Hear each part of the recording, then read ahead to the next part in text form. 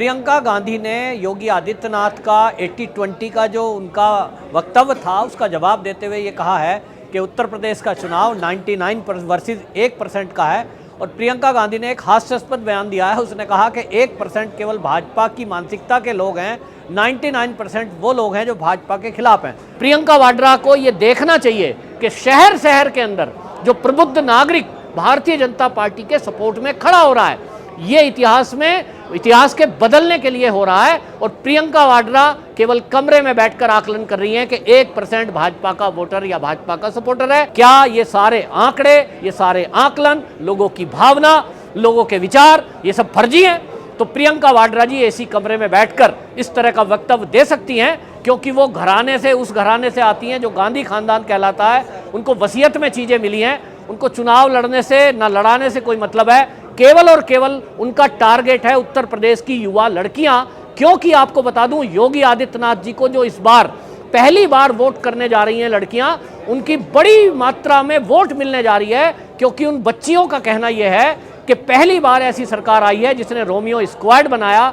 बच्चियों को स्कूल से घर जाने में कोई गुंडा छेड़ नहीं सकता, कोई अब पीछा नहीं करता, कोई लव जिहाद नहीं करता। और इसलिए वो जो लड़कियां उत्तर प्रदेश की युवा, वो योगी आदित्यनाथ जी को, बीजेपी को वोट करने जा रही हैं। और इसीलिए कांग्रेस को समझ में आया, प्रियंका गांधी को, कि हम तो सरकार बना ही नहीं रहे, उत्तर प्रदेश में अस्तित्व कुछ है नहीं। नमस्कार, मैं हूं पवन त्यागी। प्रियंका गांधी ने योगी आदित्यनाथ का 80-20 का जो उनका वक्तव्य था उसका जवाब देते हुए ये कहा है कि उत्तर प्रदेश का चुनाव 99 वर्सेस 1% का है। और प्रियंका गांधी ने एक हास्यास्पद बयान दिया है। उसने कहा कि 1% केवल भाजपा की मानसिकता के लोग हैं, 99% वो लोग हैं जो भाजपा के खिलाफ हैं।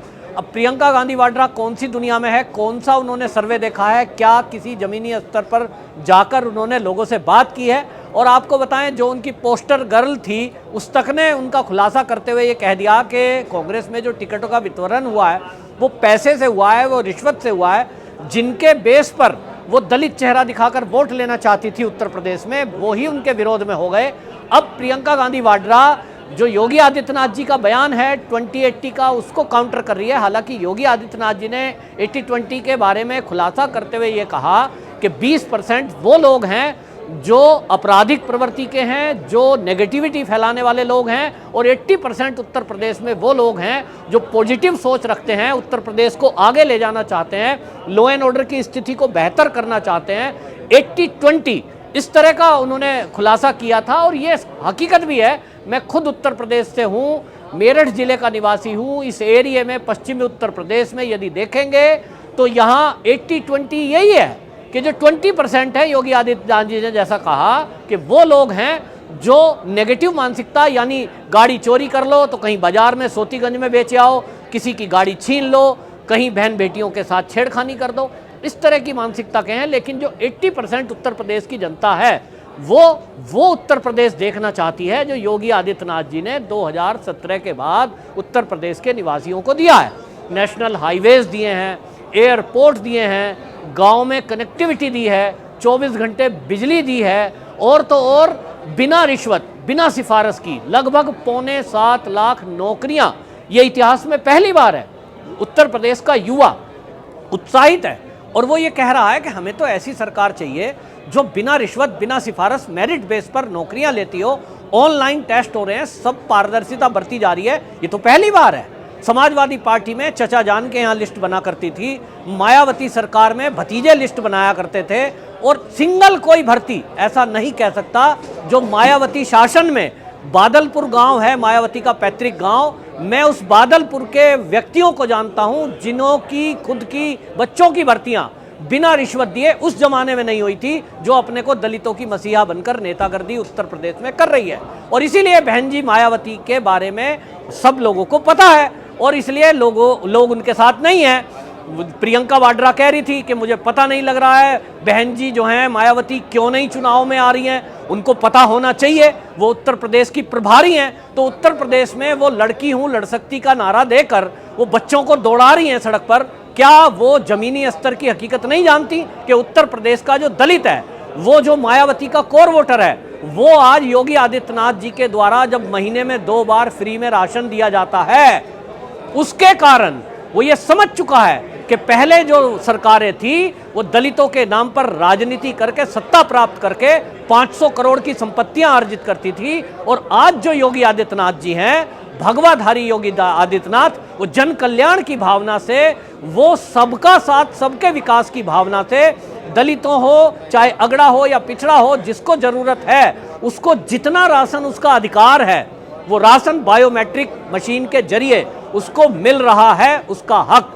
आज कोई भी ये नहीं कह सकता, जैसे पहले रजिस्टर हुआ करते थे, गायब हो जाया करती थी गाड़ी की गाड़ी, मंडियों में बिक जाया करती थी, महीने में 2 बार जो राशन मिला है, इससे उत्तर प्रदेश का जो दलित वर्ग है उसके अंदर खासा परिवर्तन है। वो कहते हैं हमने बहन जी का टाइम देखा कि ना तो नौकरियां लग पा रही थी, ना हमें सुविधा मिल पा रही थी, और लॉ एंड ऑर्डर की स्थिति तो ये थी कि जो अमीर आदमी है बस उसकी सुनवाई होती थी। अखिलेश शासन आया तो अखिलेश शासन में यही हाल था कि वहाँ जो हक मार कर खा गए उसका तो पता ही नहीं, और नौकरियों की जो लिस्ट बनती थी वो रिश्वत से बनती थी। योगी आदित्यनाथ जी के समय में जो ये बदलाव है, इस बदलाव को योगी आदित्यनाथ जी 80% वर्सेस 20% जो कह रहे हैं, वो कहीं ना कहीं हकीकत है, जमीनी हकीकत है। वहीं प्रियंका वाड्रा जो कह रही हैं कि 1% लोग केवल ऐसे हैं जो भाजपा को पसंद करते हैं, तो उनको समझ में आ जाना चाहिए कि भारतीय जनता पार्टी की सरकार 350 के लगभग सीटें लाकर सरकार बनाने जा रही है। क्या ये सारे आंकड़े, ये सारे आकलन, लोगों की भावना, लोगों के विचार, ये सब फर्जी हैं? तो प्रियंका वाड्रा जी एसी कमरे में बैठकर इस तरह का वक्तव्य दे सकती हैं, क्योंकि वो घराने से, उस घराने से आती हैं जो गांधी खानदान कहलाता है। उनको वसीयत में चीज़ें मिली हैं, उनको चुनाव लड़ने से ना लड़ाने से कोई मतलब है, केवल और केवल उनका टारगेट है उत्तर प्रदेश की युवा लड़कियां। क्योंकि आपको बता दूं, योगी आदित्यनाथ जी को जो इस बार पहली बार वोट करने जा रही हैं लड़कियां, उनकी बड़ी मात्रा में वोट मिलने जा रही है, क्योंकि उन बच्चियों का कहना यह है कि पहली बार ऐसी सरकार आई है जिसने रोमियो स्क्वाड बनाया। बच्चियों को स्कूल से घर जाने में कोई गुंडा छेड़ नहीं सकता, कोई अब पीछा नहीं करता, कोई लव जिहाद नहीं करता, और इसलिए वो जो लड़कियां उत्तर प्रदेश की युवा, वो योगी आदित्यनाथ जी को, बीजेपी को वोट करने जा रही हैं। और इसीलिए कांग्रेस को समझ में आया, प्रियंका गांधी को, कि हम तो सरकार बना ही नहीं रहे, उत्तर प्रदेश में अस्तित्व कुछ है नहीं, तो वोट कटौवा एक शब्द होता है यूपी में, वोट काटने के लिए कुछ लड़कियों को बहका लें, तो किसी को टी शर्ट दिया, ट्राउजर दिया, और ये कह करके हमारी रैली में आ जाओ, शामिल हो सकती हैं, बच्चे लोग हैं, खेलने के लिए चले गए, लेकिन ये खेल नहीं है। प्रियंका वाड्रा जी को कहना चाहता हूं, ये राजनीति है, और उत्तर प्रदेश की राजनीति में अब लोग दिमाग से काम करते हैं। और प्रबुद्ध नागरिकों का जो सम्मेलन है मेरठ के अंदर, जहां मैं खड़ा हूं, यहाँ वाकई में इसी तरह के लोग आए हैं, इंटेलेक्चुअल लोग, जो विचारधारा अपनी भारतीय जनता पार्टी के साथ मानते हैं। प्रियंका वाड्रा को ये देखना चाहिए कि शहर शहर के अंदर जो प्रबुद्ध नागरिक भारतीय जनता पार्टी के सपोर्ट में खड़ा हो रहा है, ये इतिहास के बदलने के लिए हो रहा है। और प्रियंका वाड्रा केवल कमरे में बैठकर आकलन कर रही हैं कि 1% भाजपा का वोटर या भाजपा का सपोर्टर है। ये केवल और केवल दिखाता है कि प्रियंका वाड्रा को राजनीति की समझ नहीं है। और आप इसी से समझ सकते हैं कि सीएम कैंडिडेट के बारे में जब उनसे पूछा गया तो वो बदल गई कि सीएम तो ऐसा बनता है, वैसा बनता है। हकीकत यह है, प्रियंका गांधी वाड्रा पूरी तरह डर चुकी है, जान चुकी है, और उनको लगता है गांधी खानदान की वारिस होने के कारण अगर सीएम की फेस बन जाती तो उनकी बेइज्जती होनी है, क्योंकि उनको सीटें तो मिलनी नहीं है। तो ये प्रियंका गांधी वाड्रा का जो बयान है, ये इस पर लोग हंसी उड़ा रहे हैं कि प्रियंका गांधी वाड्रा केवल 1% बता रही है, जहां सरकार बनने जा रही है। वंदे मातरम।